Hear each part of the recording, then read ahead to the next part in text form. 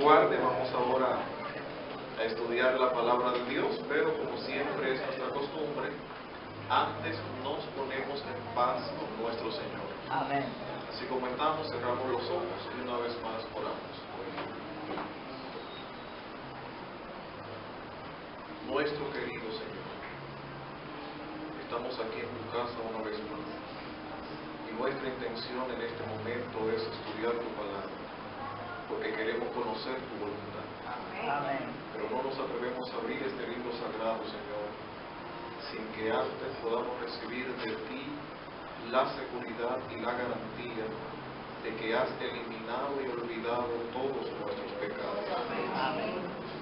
Para esto, Señor,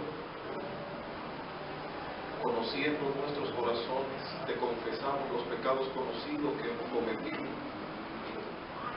Pero aquellos pecados, Señor, que cometimos sin darnos cuenta, puedas tú examinar nuestros corazones y nuestras vidas, y en Jesucristo podamos también hallar perdón. Amén. Y estando ahora limpios ante tu presencia, pueda el Espíritu Santo en este momento ser nuestro Maestro. Amén. Lo pedimos en el nombre de Jesús. Amén. Amén, Señor. Bien, hermanos, vamos ahora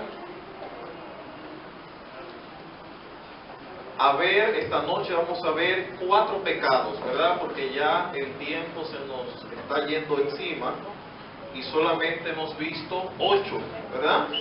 De 18 hemos visto 8. Vamos a ver 4 esta noche, así tenemos 12 y podemos mañana ver 3 o mañana vemos 4 y el viernes vemos 2. De hecho, lo que vamos a ver el viernes, necesitamos un poquito de tiempo, por eso mañana vemos 4 y el viernes vamos a ver cómo el tiempo nos permite hacerlo. Pero hoy, con la ayuda de Dios, veremos 4 pecados de los 18 que estaremos viendo durante toda la semana. La idea es que el sábado en la mañana no tengamos que ver ningún pecado y entonces ya concluimos con la meditación final o el tema final de la semana.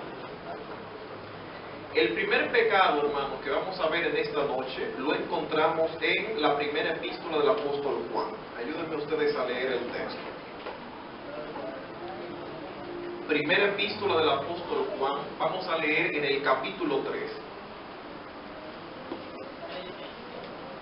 Versículo 4. Primera de Juan 3:4. ¿Qué dice la Biblia allí? Dice la palabra de Dios: el que peca comete injusticia, porque todo pecado es injusticia. Ok. ¿Les parece extraña a ustedes esta versión de la Biblia, verdad? Vamos a leer otra. Yo les voy a explicar por qué el texto dice así, por qué este texto o esta versión del hermano. Todo aquel que comete pecado incumple también la ley, pues el pecado es infracción de la ley. Ok. Ahora, ¿por qué la traducción es tan diferente en esta versión? La traducción literal es la que leyó la hermana, que es la versión de Reina Valera del 60. Pero esta versión del hermano también está correcta. Ahora, la traducción es así por lo siguiente. Según la cultura judía, una persona justa es una persona apegada a la ley. ¿Qué cosa? Una persona apegada a la ley. Eso es una persona justa. Una persona apegada a la ley. Una persona injusta es una persona que viola la ley. ¿Se entendió la idea? Por lo tanto, justicia es, ¿qué cosa? Obrar según la ley. ¿Y qué es injusticia? Violar la ley. Señor les guarde, vamos ahora a estudiar la palabra de Dios, pero como siempre es nuestra costumbre, antes nos ponemos en paz con nuestro Señor. Amén. Así como estamos, cerramos los ojos y una vez más oramos. Nuestro querido Señor, estamos aquí en tu casa una vez más y nuestra intención en este momento es estudiar tu palabra, porque queremos conocer tu voluntad. Amén. Pero no nos atrevemos a abrir este libro sagrado, Señor, sin que antes podamos recibir de ti la seguridad y la garantía de que has eliminado y olvidado todos nuestros pecados. Amén. Para esto, Señor, conociendo nuestros corazones, te confesamos los pecados conocidos que hemos cometido. Pero aquellos pecados, Señor, que cometimos sin darnos cuenta, puedas tú examinar nuestros corazones y nuestras vidas, y en Jesucristo podamos también hallar perdón. Y estando ahora limpios ante tu presencia, pueda el Espíritu Santo en este momento ser nuestro Maestro. Lo pedimos en el nombre de Jesús. Amén, Señor. Bien, hermanos, vamos ahora a ver, esta noche vamos a ver 4 pecados, ¿verdad? Porque ya el tiempo se nos está yendo encima y solamente hemos visto 8, ¿verdad? De 18 hemos visto 8. Vamos a ver 4 esta noche, así tenemos 12 y podemos mañana ver 3 o mañana vemos 4 y el viernes vemos 2.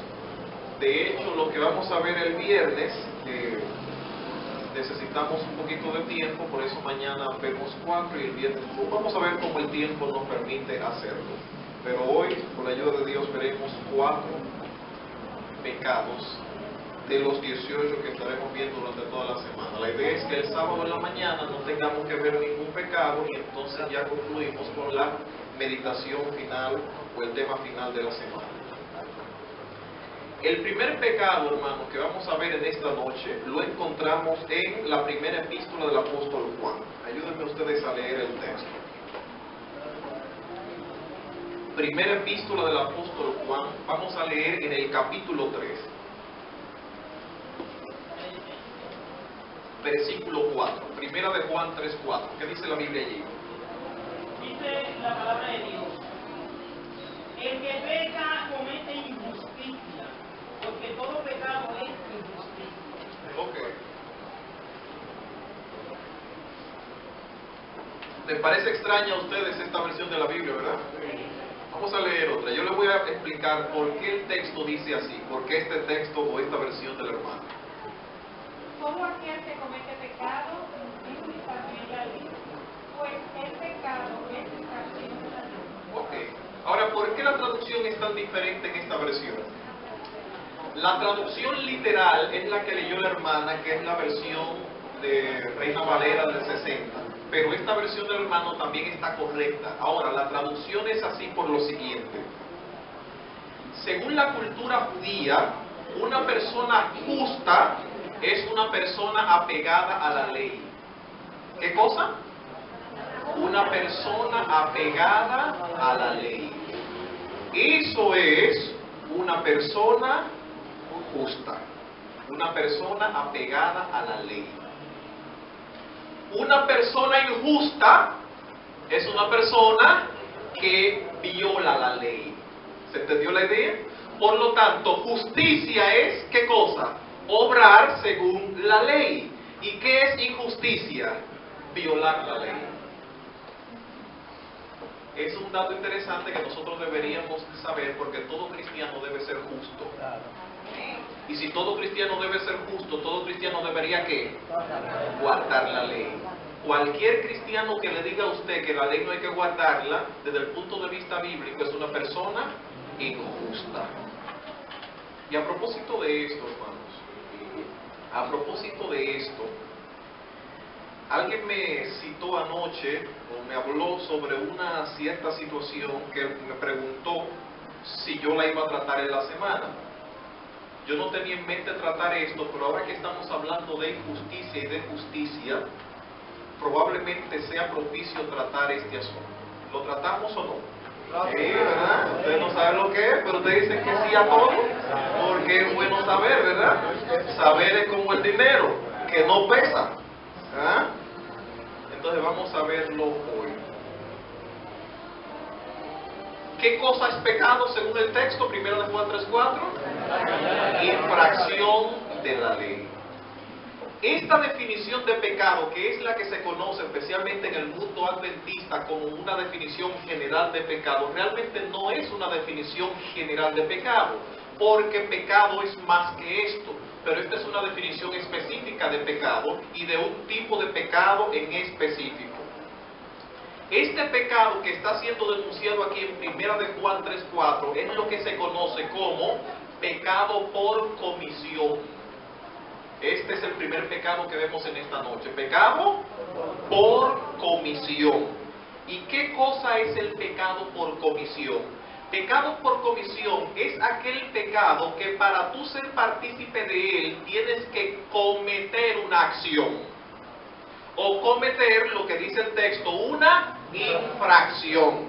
Es lo que se conoce como pecado por comisión, que para tú realizarlo o tenerlo, tienes que participar de una acción o de una infracción de la ley. Es pecado por comisión. Ejemplo de pecado por comisión: si tú matas a alguien, tú realizas una acción. Lo matas, ¿verdad? Eso es pecado por comisión. Si tú hablas una mentira, realizas una acción. Decir la mentira, pecado por comisión. Tú cometes adulterio, tú fornicas, adoras imágenes, violas el sábado, ¿verdad? Tomas el nombre de Dios en vano. Tú tienes que realizar algo para participar de ese pecado. Es lo que se conoce como pecado por comisión. Este pecado, hermanos, a la luz de los hombres o a la vista del hombre, es un pecado más grave que el pecado que vamos a ver ahora. El segundo pecado que vamos a ver a continuación. Es generalmente el pecado por el cual se censura en la iglesia. ¿Se entiende la idea? Cuando alguien se censura en la iglesia por cometer un pecado, siempre es un pecado por comisión. Adulteró, fornicó, robó, violó el sábado, cualquier cosa, pecado por comisión. Por el pecado que vamos a ver ahora, no se censura a nadie.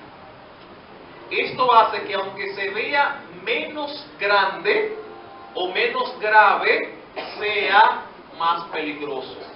Porque aquellos pecados por los cuales a nadie se censura son aquellos pecados por los que la mayoría de los adventistas del séptimo día que se pierdan, se perderán. ¿Me doy a entender? Pocos adventistas del séptimo día se van a perder por robarle a su vecino, pero muchos se van a perder por robarle a Dios. ¿Se entiende la idea? Porque si tú le robas al vecino, ¿qué va a hacer la junta de iglesia? Te va a censurar. Pero tú te cansas de robarle a Dios, ¿y qué hace la junta de iglesia? Nada, no se mete con eso. ¿Entiende la idea? Entonces hay pecados que son más peligrosos que otros. Generalmente los pecados que no se censuran son los más peligrosos. Si tú te comes un chicharrón de puerco, ¿qué hace la junta de iglesia si se da cuenta? Te va a censurar. Pero tú estás cansado de beber refresco, Coca-Cola, Pepsi, estás cansado de comer muchas cosas por ahí, ¿y qué hace la iglesia con eso? Absolutamente nada. Entonces, pocos adventistas, si es que alguno se pierde, se perderán por comer carne de puerco o salami o esa cuestión, pero muchos se perderán por comer o beber otras cosas que dañan el templo del Espíritu Santo, porque esos pecados no se censuran. Entonces, generalmente se censura el pecado por comisión. El siguiente pecado es el pecado por omisión. Por este no se censura. Pecado por omisión lo encontramos en Santiago capítulo 4, versículo 17. Santiago 4, 17. Vamos a ver qué dice la Biblia allí. Presten atención a esto. Elías era hombre sujeto a pasiones semejantes a las nuestras. Como que fui yo que lo dije mal. Santiago 4, 17. Por lo tanto, el que no sabe hacer lo bueno y no lo hace, comete pecado. El que sabe hacer lo bueno. El que sabe hacer lo bueno y no lo hace, comete pecado. Esto es lo que se conoce como pecado por omisión. El pecado por omisión, hermanos, a diferencia del pecado por comisión, para tú participar de él o tenerlo, a diferencia del de comisión que tienes que realizar una acción o cometer una acción, por eso se llama por comisión, aquí tú no tienes que hacer nada. Es el pecado que tiene una persona por hacer absolutamente nada. ¿Se entendió la idea? es cuando hay algo que tú sabes hacer que es bueno, que es de Dios, ¿verdad? Una responsabilidad que tú tienes para con Dios y para con el prójimo como cristiano, y simplemente no lo haces. Es, por ejemplo, el hermano que pudiendo ir a la iglesia el miércoles en la noche, simplemente no va y se queda en su casa, ¿verdad? Porque hay una novela buena, porque el juego de béisbol, o porque no tiene deseo de ir a la iglesia, porque los miércoles no se hace nada que sirva en la iglesia, entonces no hace nada. Es el hermano que pudiendo salir a dar estudio bíblico, no da estudio bíblico, que pudiendo predicar, no lo hace, que pudiendo darle un plato de comida al vecino que tiene hambre, no se lo da. Es el hermano que cuando alguien dice desde aquí, hermanos, el hermano fulano tiene problemas de salud y necesita 1,500 pesos para un medicamento. ¿Y quiénes son sus hermanos? Nosotros. Así que vamos nosotros a hacer una colecta entre todos para ver si le reunimos los 1,500 pesos. Y usted tiene 300 pesos ahí ociosos, ¿verdad? Que no están comprometidos con nada, pero usted está esperando a ver si los hermanos completan los 1,500 pesos y usted no tiene que darlo. Usted lo deja ahí hasta el final y dice, bueno, yo lo voy a dar si al final faltan 300 pesos, o si faltan 100 yo lo completo, pero déjame esperar a ver lo que dan los otros. Y si los otros completaron los 1,500 pesos, ya usted no tiene que dar nada. Entonces, esto es lo que se llama pecado por omisión. Que pudiendo usted aprovechar la oportunidad para hacer algo bueno, no lo hizo. ¿Se entendió, hermano?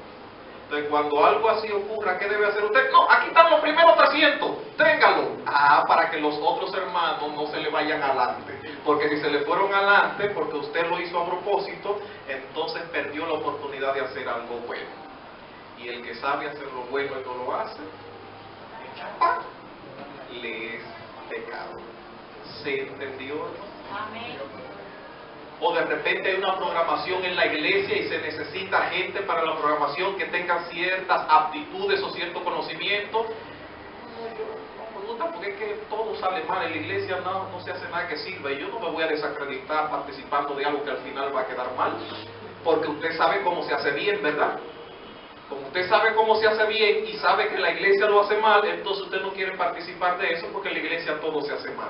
Sabiendo usted hacer lo bueno y no lo hace, entonces comete pecado. Hermanos que saben manejar ciertos departamentos o que tienen actitudes para ciertos cargos en la iglesia, pero dicen que no. ¿Por qué? Porque no están cansados ya.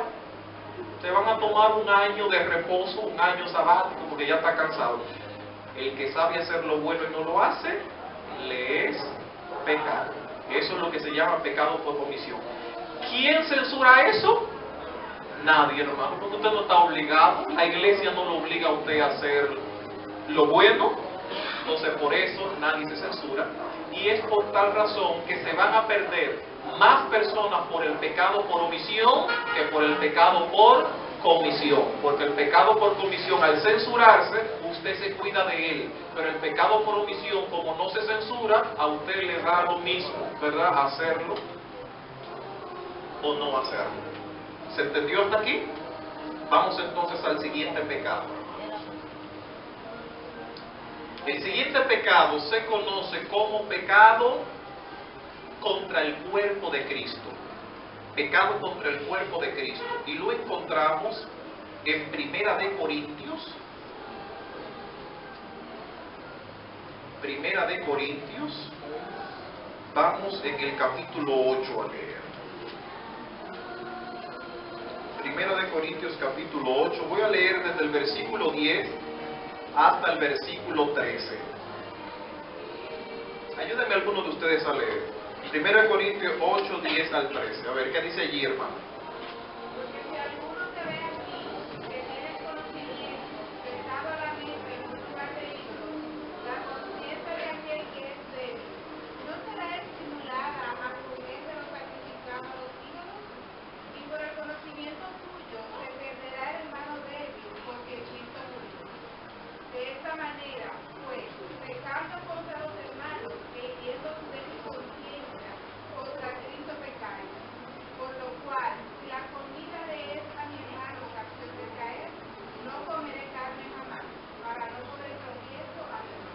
Hermanos, este texto es uno de los textos para mí más impresionantes que encontramos en la Biblia. Y usted verá ahora por qué. Aquí Pablo presenta el pecado que se conoce como pecado contra el cuerpo de Cristo. Porque al pecar contra la débil conciencia de los hermanos, pecáis contra ¿quién? Contra Cristo. ¿Y por qué cuando pecamos contra los hermanos, pecamos contra Cristo?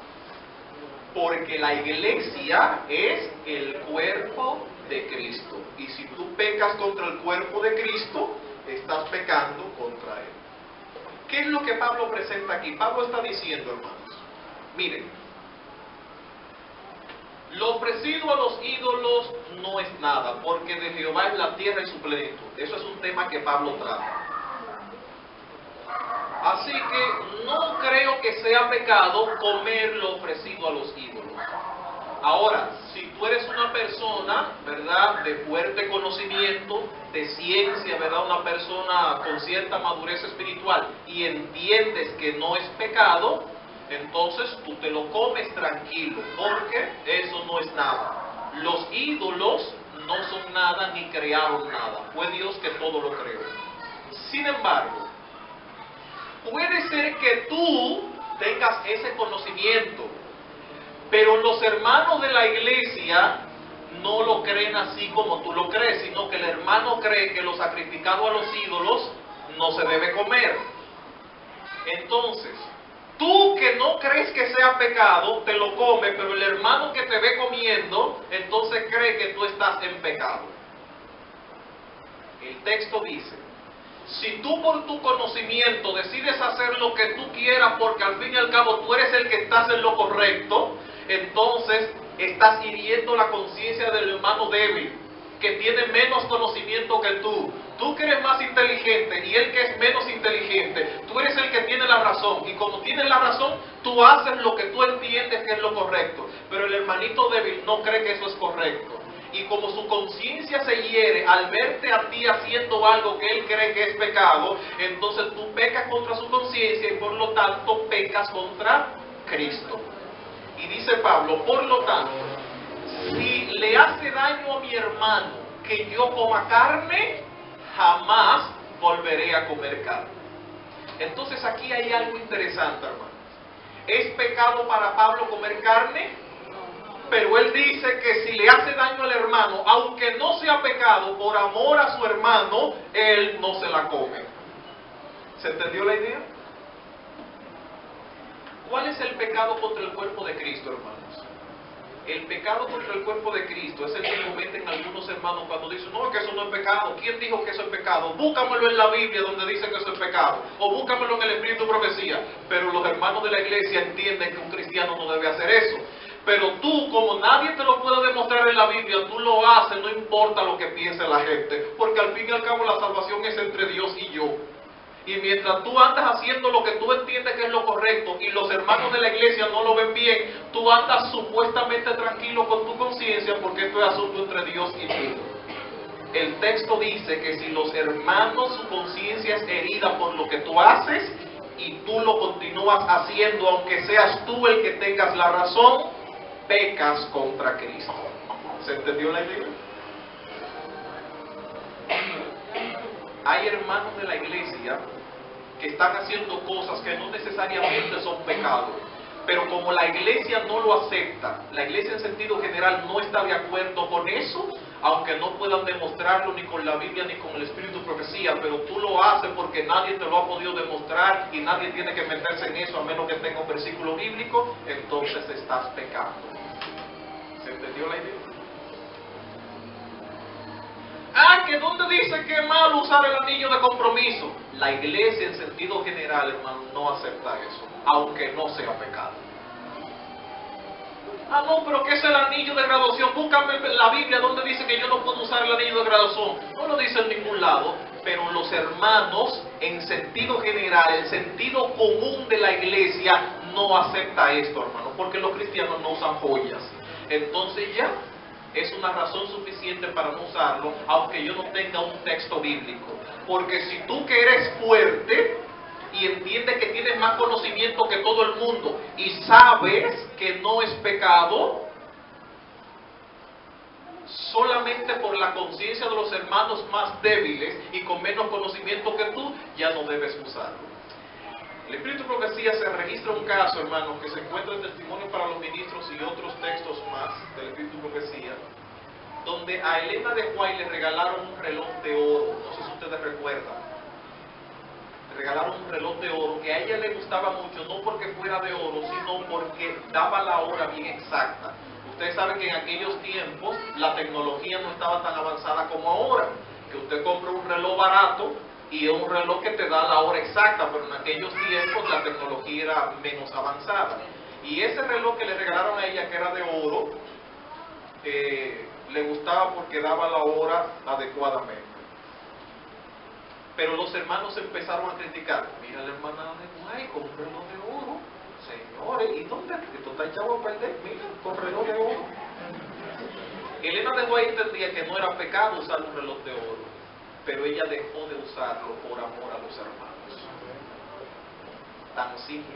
¿Y dónde dice que usar tal cosa es pecado? Que usar tal prenda de vestir es pecado. Búscamelo en la Biblia. También no aparece en la Biblia, pero hasta los impíos entienden que el cristiano o la cristiana no usa eso. Punto. Entonces, por amor a ellos, para que no se pierdan, entonces no debes hacerlo o no debes usarlo.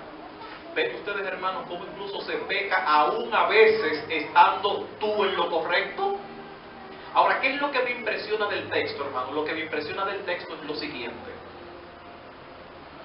El principio general que rige a los seres humanos es que si yo soy el que tengo la razón y tú eres el que estás equivocado, entonces eres tú el que tienes que ajustarte a mi conocimiento, porque soy yo el que tengo la razón. Pero el principio que presenta la Biblia es contrario, hermanos. Dice, si yo soy el que tengo la razón, porque al usar tal o cual cosa yo entiendo que no estoy pecando, y tú eres el que estás equivocado porque crees que es pecado, entonces soy yo el que sé, el que tengo que ajustarme a ti que no sabes y hacer la cosa como la haces tú que eres un ignorante. ¿Se entiende la idea? Y es el principio, hermanos, es el principio que si rigiera en la iglesia, traería la unidad perfecta en la iglesia. ¿Saben ustedes por qué todavía no hay una unidad perfecta en la iglesia? Porque los que creen que saben más, quieren que la iglesia acepte lo que ellos dicen. Ah, no, porque yo fui a Estados Unidos y en Estados Unidos las cosas no son así. No, porque yo fui a España o a Europa o a donde sea y las cosas son diferentes. Eso es aquí en República Dominicana, que la gente todavía tiene tabúes, pero allá no es así. Y entonces quieren que la iglesia sea como ellos vieron que es en otro lugar. Pero el principio bíblico es que tú que sabes mucho, tienes que vivir como el que no sabe nada. Y entonces esto es lo que trae la unidad perfecta. Ese es el principio que rige el cielo, hermano. Jesucristo, que era el Rey, se hizo un simple pobre ser humano. Es el principio que rige la unidad en el cielo y que también debería regir en la iglesia. Pero mientras los que saben andan peleando con los ignorantes, no, porque las cosas deben serse así. Búscame un versículo bíblico, dime de dónde tú sacas eso. Esos son inventos, son tradiciones, dime de dónde tú sacaste. Mientras los que saben, los de mucho conocimiento, están luchando porque su voz se escuche y porque se use lo que ellos entienden que no es pecado usar, ¿verdad? Peleando esos pleitos, la iglesia está dividida. Cuando son ellos los que deberían hacer las cosas como aquello que ellos consideran ser ignorantes. ¿Se entendió? Es lo que Pablo dice. Pablo dice, comer carne no es pecado y yo lo sé. Pero si mi hermano cree erróneamente que es pecado, entonces soy yo el que debo ajustarme a él y no comerla. Pero ¿por qué yo no lo convenzo a él de que se la coma? Porque yo sé que no es pecado. No, ese pleito no se echa, hermano. Si mi hermano cree que es pecado, entonces está bien, hermano, yo voy a dejar de hacerlo. Aunque yo esté en lo correcto y sé que no es malo, por amor a mis hermanos, entonces yo voy a ser como todo el mundo y vivir entonces en armonía y en unidad con el cuerpo de Cristo. ¿Se entendió, hermanos? Ah, ven ustedes que este tema no es tan agradable, ¿verdad? ¿Saben por qué no es agradable? Porque que esto le da duro a muchas corrientes de pensamiento, hermanos, que no han permitido que la iglesia mantenga una unidad perfecta. ¿Estamos claros? Pasamos entonces al último pecado.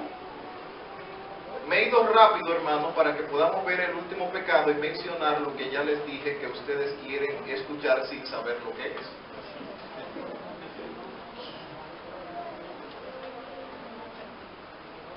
Y vamos a ver ahora lo que se conoce como el pecado contra la fe. Y se encuentra en Romanos capítulo 14, versículo 23. Ayúdenme a leer. ¿Qué dice el texto allí?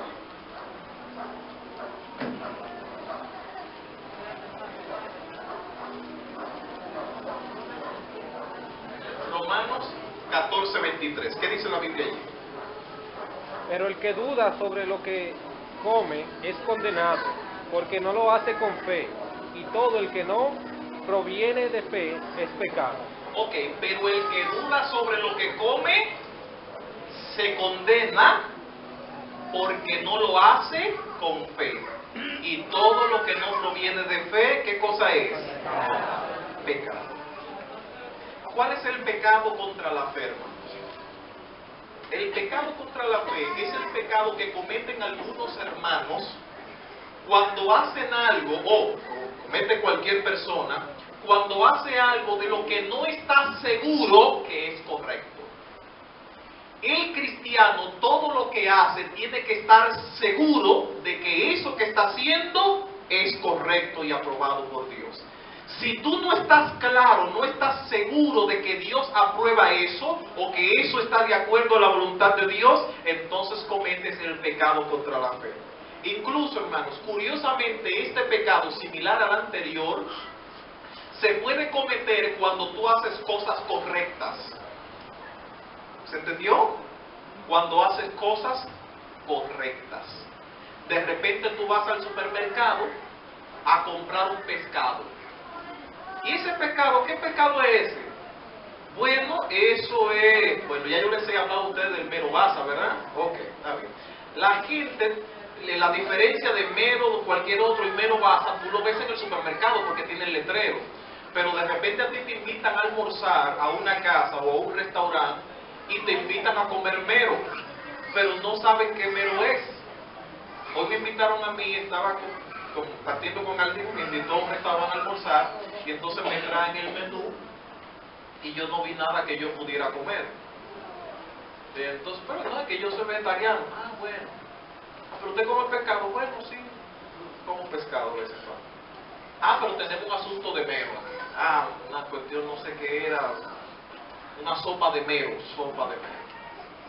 Entonces yo le pregunto, bueno, si la sopa de mero es lo que yo podría comer, pero la pregunta es, ¿ese mero es mero basa o es otro mero? Ah, no sé.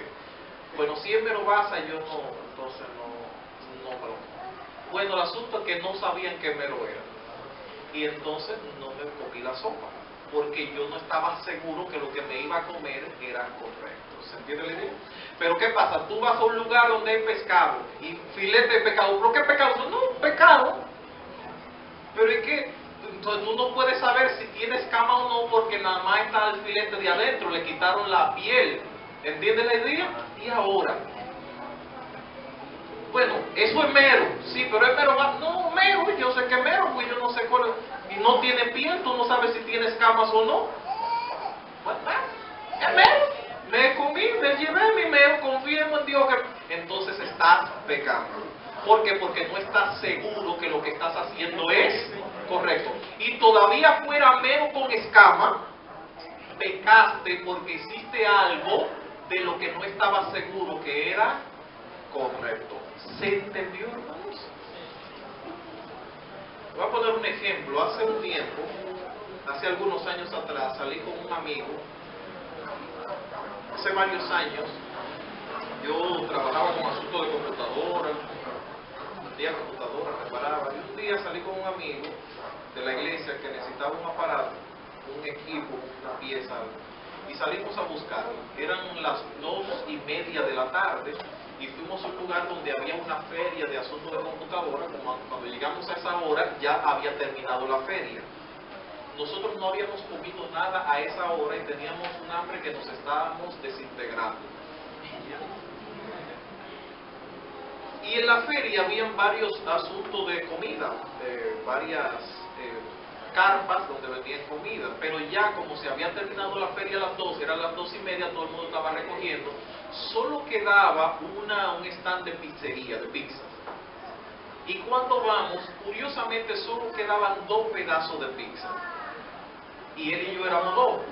Y nosotros nos miramos y dijimos, Dios nos guardó todos los pedazos de pizza aquí, porque nada más quedan 2 pedazos de pizza. Ok. Pero cuando yo veo la pizza, como que me lució medio extraño. Y yo pregunto, ¿de qué es esa pizza? Ah, esto es de pepperoni. Ok. En ese tiempo, hermano, yo no era muy experto en esos asuntos. Yo escuchaba el pepperoni, nunca lo había visto en mi vida. Yo sí escuchaba pizza de pepperoni y eso, pero para mí el pepperoni era como un hongo, ¿verdad? Vegetal. Pero cuando yo veo el pepperoni en la pizza, no me pareció que fuera un vegetal, ¿verdad? Se oye que los muchachos desde temprano ya saben la pizza porque comen pizza, pero cuando yo era joven la pizza yo nada más la escuchaba en televisión, ¿verdad? Fue después de grande que yo vi pizza en persona. Entonces cuando yo veo eso, no me luce que eso pasa en su carro, no bajo y le empieza a bajarse su pizza. Y yo estoy mirando, después que ya va por la mitad de la pizza, le pregunto yo, mi hermano, ya que tú te estás comiendo la pizza de pepperoni, ahora satisface una curiosidad que yo tengo. ¿Qué cosa es el pepperoni? Y él sigue comiendo y dice, mira, en realidad yo no sé, pero ahora que me la estoy comiendo, ahora que me la estoy comiendo, ni siquiera quiero saberlo. Y se terminó de comer su pizza. Eso se llama pecado contra la fe. Porque se comió algo que él no estaba seguro que si tú no sabes lo que es y te lo comes, entonces, ¿verdad? En cierta ocasión también voy con un hermano y nos invitan a comer y nos brindaron un locrio de que yo no sabía de qué era el locrio en el momento. Pero el locrio se veía con cositas picaditas ahí, y entonces podía ser un pedacito de carne, de pollo, o podía ser como cosita de embutidos. Entonces como que no se percibía bien lo que era, porque estaba bien desmenuzadito el asunto. Cuando yo lo vi así, es un poquito, y es por eso, hermano, que este pecado no se trata mucho, porque es que ya es un problema de conciencia que usted tiene cuando lo invitan a almorzar, ¿verdad? Ya si tú no estás claro, yo tenía que hacer lo que yo entendía que era correcto, y lo correcto es decir que no. Entonces que tú vayas a un lugar y a la hora del mediodía te brinden comida y tú digas que no, eso es una situación. Y me daba vergüenza preguntar de qué era el locrio. El hermano con el que yo andaba le daba vergüenza también preguntar, pero le daba más vergüenza dejarle la comida. ¿Entiendes? Que ese es el problema con los cristianos. Los cristianos no quieren que la gente se sienta mal y por eso participan de muchas cosas. Pero tú tienes 2 opciones: o se siente mal el amigo, el vecino o el que te invitó, o hace sentir mal a Dios o al Espíritu Santo dañando o maltratando tu cuerpo. ¿Se entiende la idea? Entonces, tan real es Dios como el vecino, tan real es Dios como el amigo. Así como tú no quieres que el amigo se sienta mal, debes querer mucho menos que Dios se sienta mal. Entonces tú determinas quién es más real para ti. Y yo entendí que debía agradar a Dios antes que a los hombres en el momento. Y no me lo comí. Pero el hermano se comió su asunto. Entonces yo, que tenía hambre, pero yo no comía de todas maneras, no comía carne. Pero no quería decirle por qué. El hermano está comiendo, yo le pregunto por curiosidad, ¿y de qué es ese asunto? Y él se lo comió. Bueno, yo no sé, pero yo tengo un hambre que no quiero ni averiguar. Y se lo comió.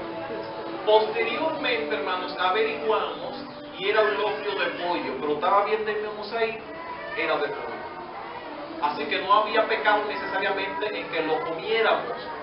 Pero el hermano pecó contra la fe porque se comió algo que no sabía lo que era. ¿Se entiende la idea? Se lo comió con su conciencia allí, entonces maltratando.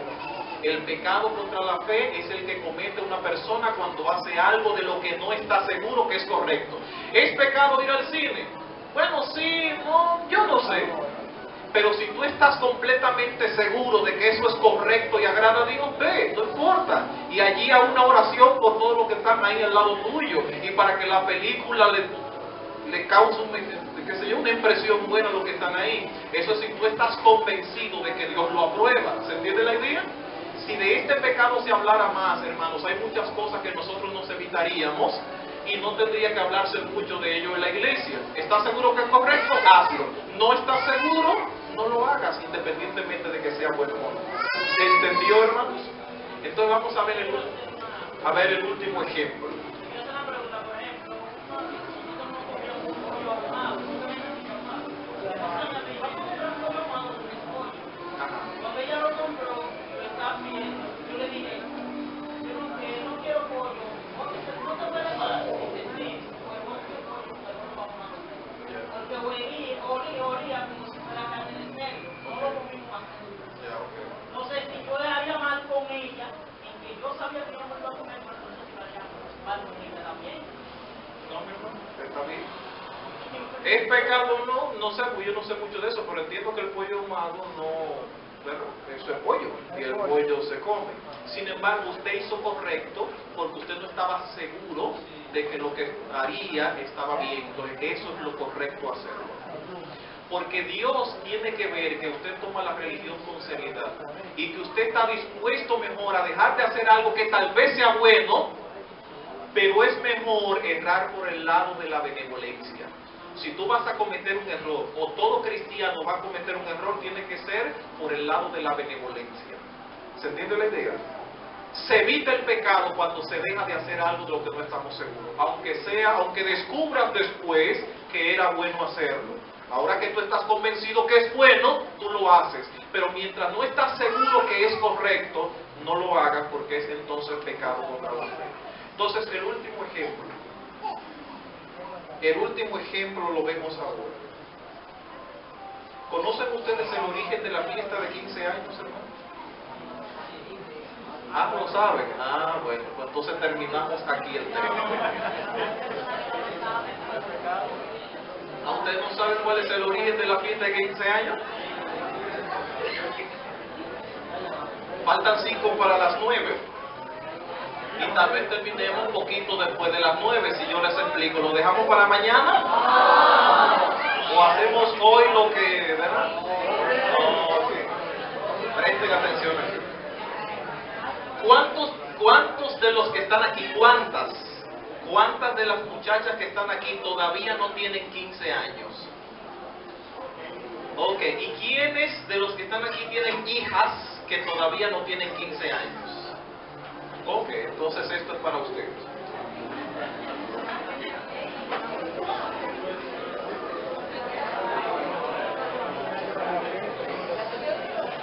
Presten atención a esto. Lo tratamos, ¿verdad? Porque estamos hablando de reavivamiento y reforma también, ¿verdad? Y el reavivamiento y la reforma tiene que ver con nuestro estilo de vida, ¿verdad? No puede haber reforma si no hay un cambio en el estilo de vida, en la forma de hacer las cosas. Y es por eso que tratamos el tema del pecado. ¿No se habían preguntado ustedes por qué se celebra la fiesta de 15 años? ¿Y por qué se le celebra a las muchachas y no a los varones? ¿Y por qué a los 15? ¿Por qué no a los 18? Que es cuando cumplen la mayoría de edad, o los 21, como ocurre en algunos otros lugares. ¿Por qué los 15 años? Entonces, hermanos, preste suma atención para que usted vea cómo nosotros participamos de lo que no sabemos. Y cuando participamos de lo que no sabemos y estamos seguros que es correcto, entonces incurrimos en pecado que el Señor nos quiere evitar. Yo puedo decirles esto, pero ustedes pueden evitarse problemas de conciencia y yo no se los digo, y así ustedes no tienen problema con su conciencia. A pesar de eso, ¿se los digo? Ok, vamos entonces a ver. Vámonos al Evangelio según Mateo. Ayúdenme ustedes a leer en Mateo, en el capítulo 1. Capítulo 1. Vamos a leer los versículos 18 y 19. Presten atención a lo que la Biblia dice allí.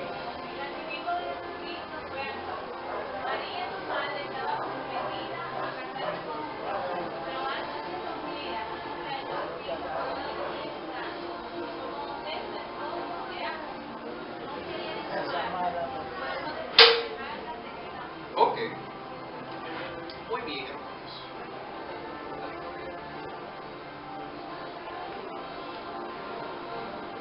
fue el nacimiento de Jesucristo? María estaba comprometida con José, estaba desposada con José. De hecho, hermanos, aquí el término que se utiliza es un término muy moderno, comprometida, pero el término que se usa es desposada, es el que se utiliza en la Biblia, en el original, desposada. ¿Saben ustedes lo que significa el desposamiento en la cultura judía? El desposamiento era un proceso diferente al compromiso de hoy. Hoy tú te comprometes y te casas cuando consigas dinero, ¿verdad? Para amueblar una casa. Pero el desposamiento era diferente. El desposamiento ocurría una semana antes del casamiento.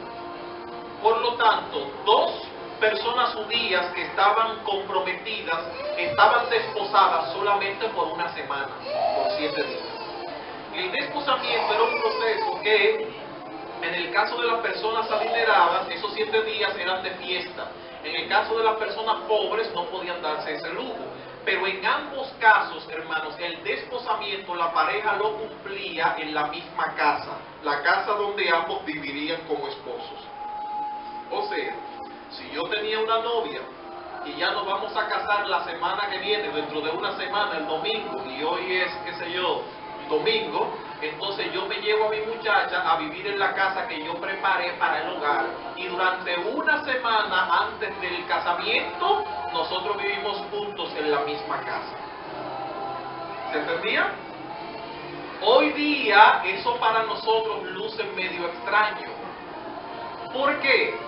Porque es difícil que una pareja de quien sea, pero aún de cristianos, viva durante una semana juntos y lleguen puros al matrimonio. Pero con los judíos no había problema, hermanos. ¿Saben ustedes por qué? Porque el judío entendía que si cometía alguna desgracia en esa semana, la maldición llegaría al hogar. Y como ellos no se iban a dar el lujo de que Dios maldijera su hogar, se mantenían puros. José durmiendo en una habitación y María durmiendo en la otra. Y si solo tenían una cama, uno dormía en el piso, en la sala, y el otro entonces en la habitación. ¿Se entiende la idea? Hasta ahí el judío, hermanos, tomaba la religión en serio. No había que estarlo vigilando para que no cometieran una desgracia, sino que ellos mismos creían en Dios. Pero está bien. En ese proceso del desposamiento, hermanos, se halla que María está encinta, y el texto dice que José, al ser justo, intentó dejarla secretamente. ¿No hay algunas cosas extrañas que ustedes perciben aquí? ¿No perciben algo extraño, hermano, en esta declaración? ¿Qué extraño perciben ustedes aquí? ¿Qué cosa extraña ustedes perciben en esta declaración? Bueno, que María estuviera encinta es extraño, es verdad. Pero hay otras cosas extrañas aquí, porque ya eso lo manejamos. Hay otra cosa como que está allí medio, que podríamos analizar y que es extraña en la declaración bíblica.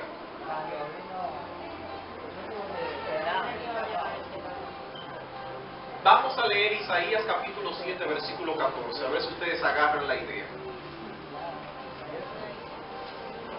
Isaías 7, 14, ¿qué dice el texto?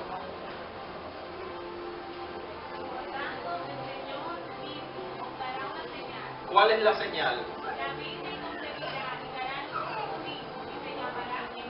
Ok, ¿encuentran ahora algo extraño en la declaración de Mateo? ¿Qué encuentras extraño? Lo extraño es especialmente cuando dice que se encinta, dice que la iba a estudiar. Exactamente. ¿Cómo José, que conocía las escrituras, que conocía Isaías 7:14 como la conocía todo buen judío, ve que se cumple la profecía en su misma casa y en lugar de glorificar a Dios por el privilegio, intenta dejarla? Si intenta dejarla, hermanos, es porque él no creyó que se estaba cumpliendo en ella la profecía, hermanos. Porque cuando ella se encuentra encinta, yo me imagino que una explicación le dio, porque tú no te quedas encinta sin ser del novio, y tú dices, bueno, cree lo que tú quieras, pero esto no puede nadie. No, tú le das una explicación, mira José, yo no sé, esto fue así. Eso fue obra y gracia del Espíritu Santo. Entonces José evidentemente no le creyó, hermano, pero resulta extraño que existía la profecía y se cumple ante sus ojos y no lo cree. hay otra cosa extraña aquí también, hermanos. ¿Qué es lo extraño? Lo segundo extraño. Se sabía que si ella estaba embarazada podía matarla. Exactamente, hermanos. Esto es lo extraño. Lo extraño es, hermanos, que la Biblia dice que José era justo. ¿Y que es una persona justa según vimos en el primer pecado? Una persona pegada a la ley. ¿Y qué decía la ley en un caso como el que José está viendo en María? Que debía ser apedreada. Si José es un hombre justo, o sea, apegado a la ley, y su mujer o su novia le sale embarazada sin ser de él, la ley dice que ella debía ser apedreada. Pero en lugar de llevarla a los ancianos para ser apedreada, José intenta dejarla secretamente. Hay aquí una aparente contradicción entre la justicia de José y lo que José intentó hacer. No sé si se entiende la idea. Es extraño esto. Primero, hermano, ¿por qué José no creyó que la profecía se cumplía en María? ¿Y por qué, aunque era justo, no actuó justamente, aparentemente? Porque lo justo era llevarla para que la lincharan. Miren por qué, hermanos. Según una tradición que permeaba en Israel, heredada o conocida porque se practicaba entre los pueblos cananeos que circundaban Jerusalén, y hace unos cerca de 14 años se encontraron hallazgos que confirmaron estos hallazgos arqueológicos en los pueblos que circundaban Jerusalén, los pueblos cananeos. Había una práctica entre los cananeos que eran paganos que circundaban Jerusalén. Y la práctica era la siguiente, hermanos. Cuando una muchacha cumplía 15 o 16 años, ¿cuántos dije? 15 o 16 años, según los hallazgos, era entre los 15 o los 16. Es por esto que en países como el nuestro se celebran los 15 años en la muchacha, pero en países como Estados Unidos se celebran los 16. Y según una tradición cristiana muy antigua, María cuando se casa con José tenía entre 15 o 16 años. No es fruto de la casualidad todo esto. Según esta práctica cananea, cuando una niña cumplía 15 o 16 años, era llevada por el padre de la muchacha al templo de Baal. Allá en el templo de Baal, hermanos, allá en el templo de Baal, había una habitación donde la niña era llevada por el sacerdote de turno de Baal. Y allí en esa habitación el sacerdote tenía relaciones íntimas con la muchacha. Si la muchacha quedaba embarazada, esto era una dicha para una niña cananea de 15 a 16 años. ¿Por qué? Porque como con quien ella tuvo intimidad fue con el representante del dios Baal, se decía que una virgen de Canaán quedó embarazada de Dios. Esta práctica, hermanos, fue un intento de Satanás de copiar la profecía de Isaías 7:14 que decía que una virgen daría luz.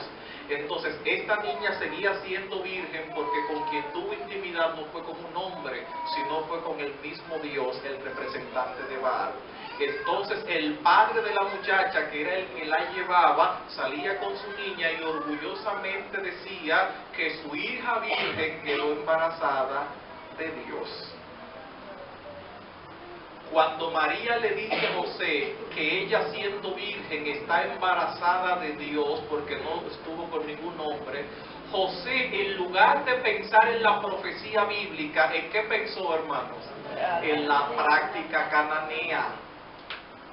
Porque es más fácil recordar lo que tú ves a diario que lo que está escrito en un texto. ¿Se entiende la idea? José no pensó que María le había sido infiel. José pensó que había sido seducida por una falsa religión y entonces cayó en la desgracia de la tradición cananea. Es por eso que no la lleva a los ancianos, porque él no cree que fue una infidelidad, pero intenta dejarla secretamente porque entiende que participó de una práctica pagana. Es por esto, hermanos, que aunque a la edad de 15 años no ocurre nada en la vida de una muchacha, el padre de la muchacha certifica que ahora ya ella no es una niña y le pone un zapato de mujer en la celebración de 15 años. Le quita el zapato de niña y le pone el de mujer. ¿Y quién se lo pone? Su papá, porque era el padre de la muchacha que la llevaba al templo de Baal, donde ya cambiaba su vida de niña a mujer. De ahí en adelante, hermanos, era un privilegio tener una niña en estas condiciones porque ya se había entregado a Baal. Hoy día esta práctica cananea permeó entonces, hermanos, la religión romana, y cuando el romanismo se convierte al cristianismo le hizo algunos cambios a esta práctica pagana, y a través del catolicismo se transmitió la práctica a